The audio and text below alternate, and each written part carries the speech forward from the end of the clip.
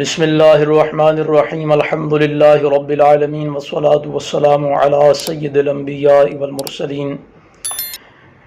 حضرت سیدنا انس بن مالک رضی اللہ تعالی عنہ بیان کرتے ہیں کہ میں نے رسول اللہ صلی اللہ تعالی علیہ وآلہ وسلم سے سنا کہ آپ صلی اللہ تعالی علیہ وآلہ وسلم نے ارشاد فرمایا کہ اللہ تعالیٰ کا ارشاد ہے، اللہ تعالیٰ فرماتا ہے کہ جب میں اپنے کسی بندے کو اس کے دو محبوب اعضاء یعنی آنکھوں کے بارے میں آزماتا ہوں، یعنی نابینا کر دیتا ہوں اسے، اور وہ بندہ اس پر صبر کرتا ہے، تو اللہ تعالیٰ ارشاد فرماتا ہے کہ میں اس کے بدلے اسے جنت عطا فرما دیتا ہوں۔ یہ حدیث مبارکہ حدیث قدسی ہے، یعنی فرمان خدا رسول اللہ صلی اللہ تعالیٰ علیہ وآلہ وسلم کی زبان اقدس سے بیان ہو رہا ہے اور قرآن کے علاوہ ہے، یعنی جو قرآن میں آ گیا وہ تو قرآن ہے، وحی الہی ہے، اور یہ اللہ کا فرمان ہے، لیکن قرآن کے علاوہ رسول اللہ صلی اللہ تعالیٰ علیہ وآلہ وسلم نے اسے بیان فرمایا۔ اس میں ایسے شخص کے متعلق گفتگو ہو رہی ہے کہ جس کو اللہ رب العزت نے پہلے نظر کی دولت عطا فرمائی تھی، آنکھوں کی بینائی عطا فرمائی تھی، آنکھوں کا نور عطا فرمایا تھا، آنکھوں کی روشنی عطا فرمائی تھی، لیکن بعد میں کسی وجہ سے، کسی بیماری کے باعث، کسی حادثے کے پیش نظر اللہ رب العزت نے اس سے اس کی آنکھوں کا نور واپس لے لیا۔ اب جب اللہ رب العزت نے اس کی آنکھوں کا نور واپس لے لیا، وہ شخص نابینا ہو گیا اور اس نے اس پر صبر کیا، تو اللہ رب العزت کا ارشاد گرامی ہے کہ اس صبر کے بدلے میں اسے جنت عطا کر دیتا ہوں۔ ایک حدیث مبارکہ ہم نے کل پڑھی تھی کہ جس میں مرگی کے متعلق یہ بات تھی کہ رسول اللہ صلی اللہ تعالی علیہ وآلہ وسلم نے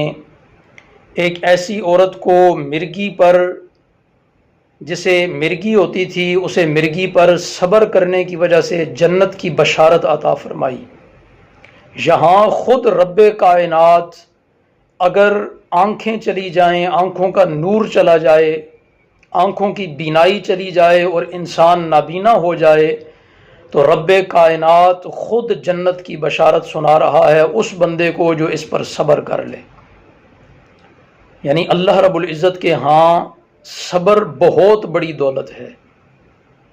اور صبر کرنے والوں کے ساتھ اللہ خود ہوتا ہے، صبر کرنے والوں کے ساتھ اللہ رب العزت خود محبت کرتا ہے، اور صبر کرنے والوں کو اللہ رب العزت بطور انعام جنت عطا فرماتا ہے۔ تو اس سے ہم یہ بھی امید کر سکتے ہیں کہ اگر کوئی شخص کسی بڑے مرض کے اندر مبتلا ہو، کسی بڑی بیماری کے اندر مبتلا ہو، یا کسی جان لیوا لا علاج مرض کے اندر مبتلا ہو، اور پھر وہ اس پر کما حق ہو اگر صبر نہ کر سکے تو حت المقدور ضرور بالضرور اس پر صبر کرے، تو بالیقین اللہ رب العزت کی بارگاہ سے یہ امید کی جا سکتی ہے کہ رب کائنات اسے اس صبر کے بدلے میں جنت عطا فرمائے۔ تو ایسی کئی بیماریاں ہیں جو لا علاج ہوتی ہیں، یا کئی ایسی بیماریاں ہوتی ہیں جن کا علاج موجود ہوتا ہے لیکن لوگوں کے پاس اس کا علاج کروانے کے ذرائع مہیا نہیں ہوتے، اسباب مہیا نہیں ہوتے، اتنی قیمت نہیں ہوتی، مال و دولت نہیں ہوتا کہ وہ اپنا علاج کروا سکیں۔ تو صبر ہی ان کے پاس ایک بہترین دولت ہوتی ہے کہ جس کے ذریعے وہ اپنے رب کو راضی بھی کر سکتے ہیں کہ رب نے انہیں جس آزمائش کے اندر مبتلا کیا ہے اس آزمائش میں صبر کر کے وہ اپنے رب کو راضی کرنے کے ساتھ ساتھ اپنے رب سے انعام بھی وصول کر سکتے ہیں، اور وہ انعام جنت سے کم نہیں ہے، وہ انعام اللہ رب العزت کی محبت سے کم نہیں ہے، اور محبت سے بھی بڑھ کر اللہ رب العزت فرماتا ہے کہ ان اللہ مع الصابرین، کہ اللہ تو خود صبر کرنے والوں کے ساتھ ہے، یعنی اللہ کی معیت مل جاتی ہے ان لوگوں کو۔ اللہ رب العزت ہمیں ہر مشکل میں، ہر بڑی اور بری بیماری کے اندر،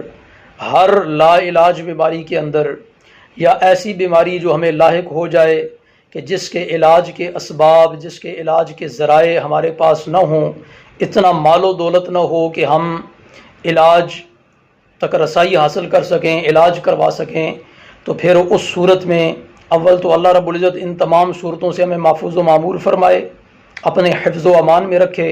اور اگر ایسی صورت واقع ہو تو پھر رب کائنات اپنی بارگاہ سے ہمیں صبر کی توفیق بھی عطا فرمائے۔ پھر اس صبر کے بدلے میں اللہ رب العزت نے اپنی مرضی سے، اپنی چاہت سے جو انعام عطا فرمانے ہیں وہ انعام عطا فرمائے۔ اللہ رب العزت ہم سب کا حامی و ناصر ہو، تمام مشکلات میں، پریشانیوں میں، غموں میں، دکھ اور تکالیف میں اللہ رب العزت ہمیں صبر کرنے کی توفیق عطا فرمائے۔ وآخر دعوانا ان الحمد للہ رب العالمین۔